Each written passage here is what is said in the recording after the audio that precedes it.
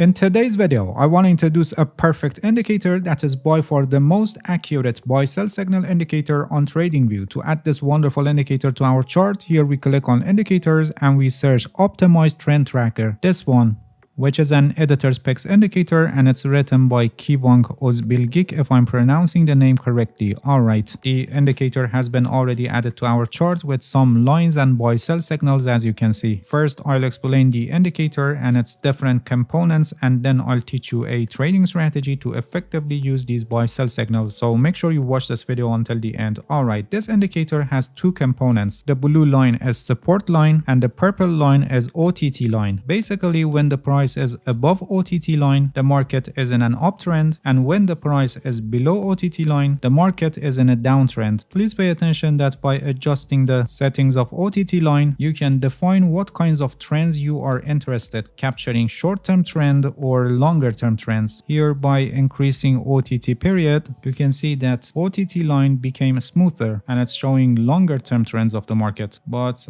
with the default settings where the OTT period is set at 2, you can see that we have more price crossovers on OTT line and also more crossover of OTT line and support line, and so we have more buy sell signals. There is also another parameter for setting of OTT line, which is OTT percent. OTT percent is an optimization coefficient, and exactly like OTT period, smaller values are better for capturing shorter term trends and larger values are better for capturing longer term trends. So depending on your trading strategy and what kinds of trends you're interested to capture, and also the volatility of the asset you're trading, you must reach to an optimal settings for OTT by trial and error. We continue this video with the default settings, which is suited for capturing the shorter term fluctuations, and I will teach you later how you can effectively use these buy sell signals. This indicator generates three types of buy sell signals. The first type of buy sell signal is based on crossover of OTT line and support line, and this is set by default. And what you see here, when the support line crosses above the OTT line, it's a buy signal, and when it crosses below the OTT line, it's a sell signal. Please pay attention that in practice you need to filter the false signals, which later I'll teach you a trading strategy regarding this. The second type of buy sell signals are based on crossover of price and OTT line,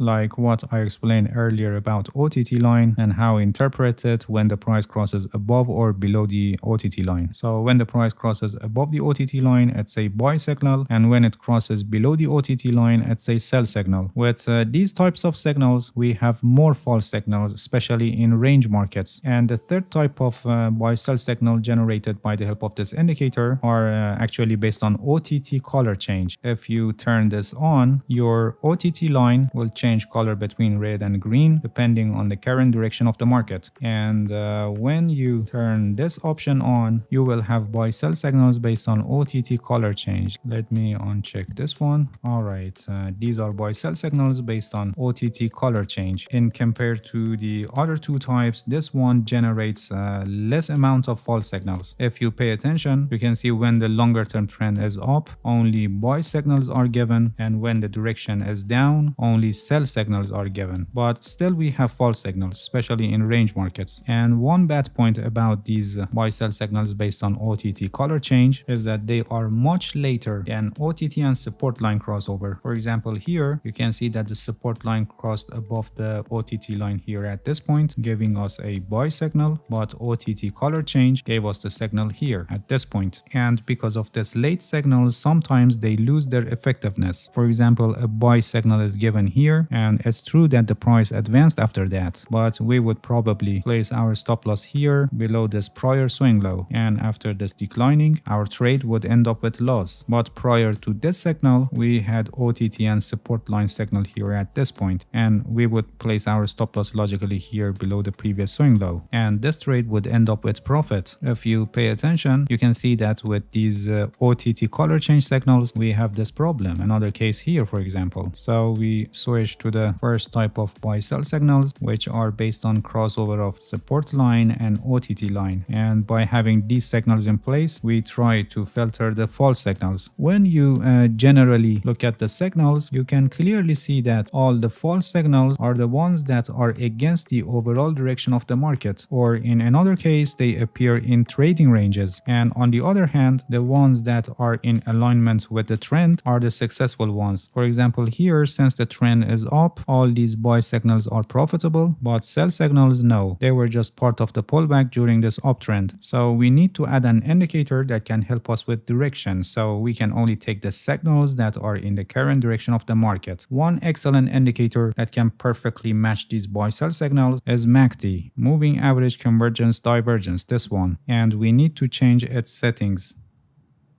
Here for the fast length we set it at 34, and for the slow length we set it at 144, and then we scroll down, and here we set the time frame on 1 day. Then we go to the style tab and we uncheck MACD line and signal line because we only need the histogram, and then here we change the appearance to area. Alright, our MACD is ready. This MACD with this special settings is actually a MACD on 1 day time frame. It's exactly like you set a MACD with these settings on 1 day time frame. By doing this, we can identify the overall trend on higher time frame. Multiple time frame analysis helps us to move in the direction of the overall trend on higher time frames. Alright, when MACD is green, the trend is up, and when it's red, the trend is down. When MACD histogram is green, we only take buy signals. We don't take sell signals when the MACD histogram is green, and when MACD is red, we only take sell signals. But still we have another problem here, and that's when the market is in a trading range. MACD is not able to show us if the market is not trending. For example, here the MACD is red, but the market is flat here at this area,